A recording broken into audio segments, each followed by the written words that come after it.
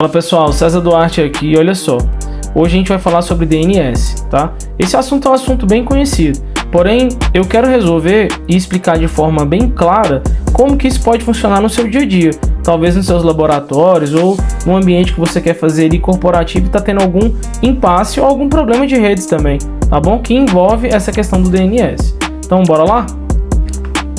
Ó, como você pode ver aqui, eu fiz um pequeno desenho aqui, né, da nossa arquitetura, como se fosse uma rede interna, tá? Você tem que entender que isso aqui é uma rede interna. Não, a ideia não é sair para a internet aqui, tá? Então considere aqui, ó, bem na tela, rede interna. Beleza. Nesse nosso ambiente aqui a gente tem, né, 4 computadores aqui, tá? Esses 4 computadores, um com o nome PC01, 02, 03, 04 e o outro aqui com os IPs 10, 1, 16, 21 e assim segue a sequência até o 24. Beleza. Cara, para a gente entender o que é DNS, ele nada mais nada menos do que é a resolução de nomes. Por exemplo, para eu conseguir identificar na rede esse servidor aqui, ó, o PC01, se eu tiver conectado em um outro servidor ou nesses servidores clientes, para eu comunicar via o nome desse equipamento aqui, eu preciso de ter o DNS, ou seja, eu preciso de conhecer o nome e o IP desse cara. Numa infraestrutura grande de rede interna, fica inviável você colocar simplesmente, ficar digitando lá nos hosts o nome do computador e o IP, o nome do computador e o IP. Imagina só, se você não tivesse aqui o servidor DNS, ó, se ele não existisse, esse servidor DNS aqui, não tivesse conexão aqui no switch, não fosse na rede, ele não existe, vamos considerar assim. Se ele não existisse aqui, você teria que, para conhecer todos esses computadores aqui, ó, mesmo eles interligados, isso pelo nome, né, PC01, PC02, PC03, 04, você teria que, em cada computador desse, você fazer um registro. Por exemplo, se eu estou aqui no computador, conectado no computador PC02, de IP22, eu teria que, para comunicar com os demais via nome, eu teria que colocar aqui lá nos hosts desse computador a configuração seguinte: o nome dele, PC01, e o IP na frente. No PC03, aqui a mesma coisa, eu ia colocar PC03 e o IP. E no PC04, se eu não coloco o nome, eu conseguiria pingar somente se eu soubesse o IP desse cara aqui. Então isso é a questão do nosso servidor DNS. Mas o que acontece? O que pega muita gente é o seguinte: às vezes você já conhece, fala, isso aqui eu já sei, cara. Mas em um ambiente maior, que você tem lá o seu servidor de DNS, você tem o Active Directory, às vezes o próprio Active Directory já faz esse papel de DNS também, tá? Ele já tem um domain controle completo. Mas vamos considerar que você tem esses servidores separados aqui, tá? Então, beleza. Se você tem esse ambiente aqui, os registros de todos esses nomes, ele vai ficar configurado diretamente aqui no nosso DNS, no servidor de resolução de nome.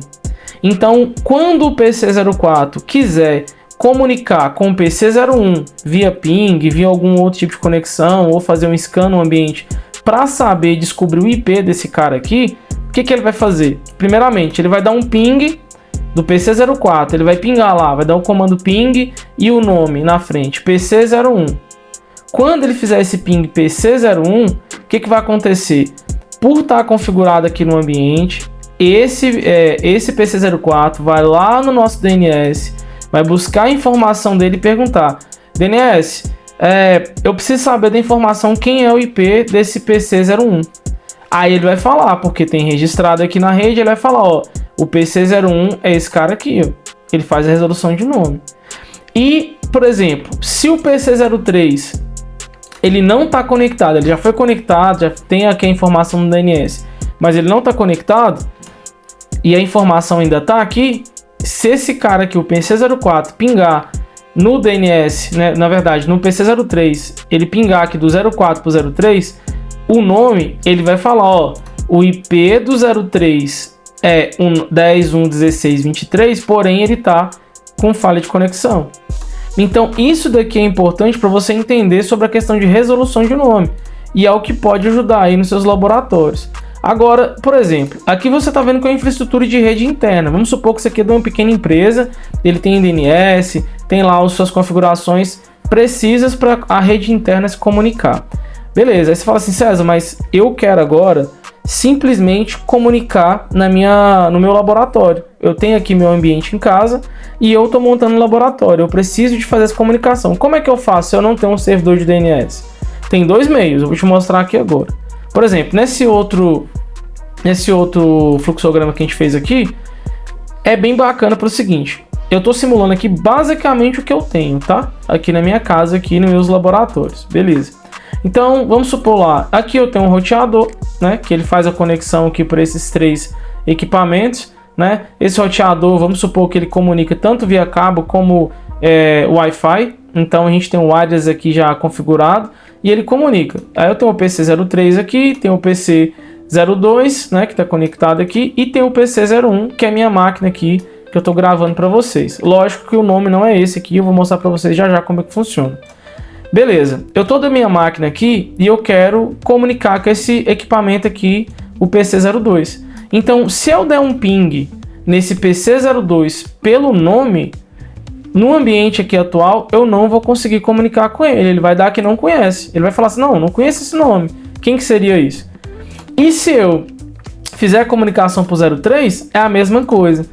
Ou seja, no nosso ambiente aqui, ó, a gente tem o switch, que ele faz todas as comunicações de porta, mas da mesma forma ele não é suficiente para resolver o nome, então por isso que você precisa de um servidor DNS. Do outro modo aqui na nossa rede interna de casa, a gente tem o nosso roteador, né? O roteador ele faz as conexões precisas e mesmo assim ele não é capaz de resolver o nome. Para isso, o meu equipamento ele tem que saber o nome de cada um especificamente, que é quando a gente entra lá no etc hosts, né? Eu vou te mostrar aqui, mas antes disso, deixa eu só te mostrar essa questão das VMs aqui. Vamos supor. Aí você vai lá, tem aqui o seu computador. Vamos supor que você não tem nenhuma dessas máquinas aqui na sua rede. Ó. Você é sozinho aí, só tem o seu computadorzinho aqui, que ele vai sair para a internet através do seu roteador aí, que ao mesmo tempo já é modem roteador. É o que sai para a internet, mas esse assunto aqui é de rede interna. Então, considera que a gente está falando da nossa rede interna. Então, aí você vai lá e cria 4 VMs. Você cria uma VM aqui, um VirtualBox, que ele é para hospedar o seu sistema operacional Linux. Esse aqui para uma aplicação que você quis montar. Esse outro aqui é um sistema operacional Windows. E esse outro aqui é um sistema operacional da Red Hat qualquer aí. Então, beleza. Você tem 4 VMs. Ainda que você vai lá no seu VirtualBox, ou seja, o VM, qualquer virtualizador que você tem aí, tá? Você vai lá e diga assim, cara, a configuração desse sistema operacional aqui, eu quero que ele tenha, seja em modo bridge. Por que modo bridge? Porque ele vai pegar as mesmas frequências de IP da sua rede. Então você vai lá e fala assim, esse IP aqui ele vai ter, eu vou até colocar aqui uma rede mais comum, que é o 92. 192.168, 168.10.168.18.16. Vamos colocar assim. Ele tem aqui o 168.18.16. Aí o seu notebook, né, que é ou seja, o computador de casa, que é o PC01, ele tem o 92.168.18.15. Vamos supor que ele é o primeiro na rede aqui. Beleza. Só que esse cara aqui, você foi lá dentro da VM e colocou o nome dela assim, ó. Você foi lá e colocou o nome dela de PC02. Vamos supor que esse é o nome do seu PC lá, PC02, que é a sua máquina lá, ou melhor, servidor 02, é o seu laboratório. Então esse aqui é a sua máquina. Então o servidor 02, né, até colocar um if sem espaço aqui. Beleza, então o seu servidor 02 com IP 92.168.18.16, você vai lá e dá um ping nele. Aí você executa o comando de ping, o 92.168.18.16. Porém, o problema é, pelo IP ele responde para você normal. Só que você fala assim, César, eu queria que ele respondesse pelo nome. Como é que eu faço isso? Tem duas opções. A primeira, ou você cria o ambiente para ele ser um servidor DNS, aí você vai ter que fazer uma configuração aqui no seu ambiente para ele passar todo o tráfego dessas máquinas para cá, para o seu servidor reconhecer, ou você vai aqui, ó, no etc hosts desse cara e faz isso aqui funcionar colocando. Mas já que você entendeu aqui como que funciona, eu acredito que sim, senão você deixa aí o comentário que a gente vai deixar mais claro de uma próxima oportunidade e eu vou mostrar para vocês aqui na prática, tá? Esse aqui é o gerenciador do VirtualBox, é o que eu utilizo aqui para a gente fazer as nossas virtualizações. Vamos fazer o seguinte, eu vou pegar essa máquina aqui, ó, Kubermaster, né, que ela tá zerada aqui. Eu vou ver a configuração dela, peraí.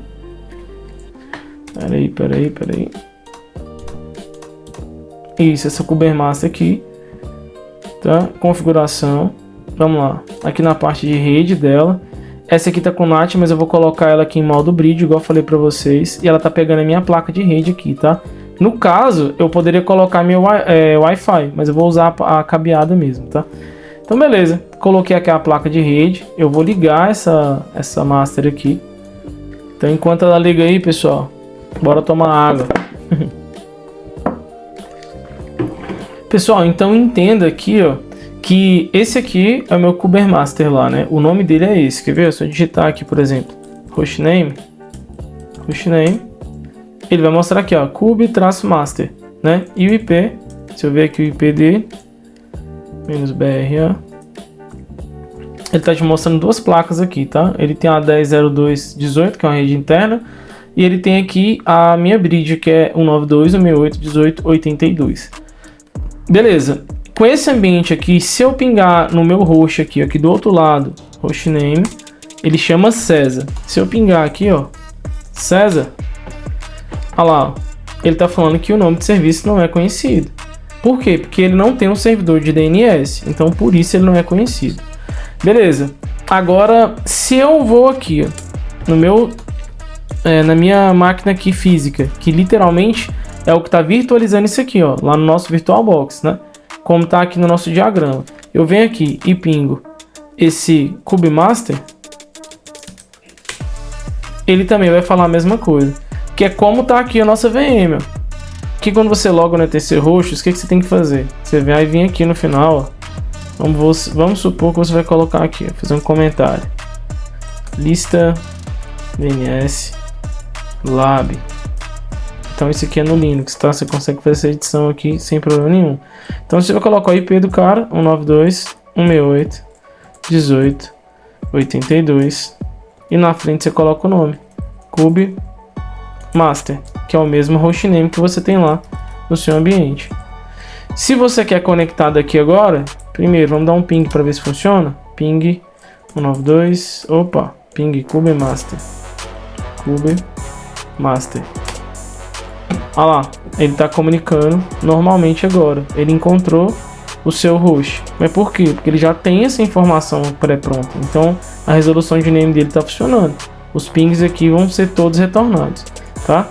Outra coisa, se você quiser agora fazer um acesso via SSH, né, com o usuário root, por exemplo, olha lá, ele abre a porta SSH para você sem ter que digitar IP. Então você já consegue só pelo nome fazer essa resolução.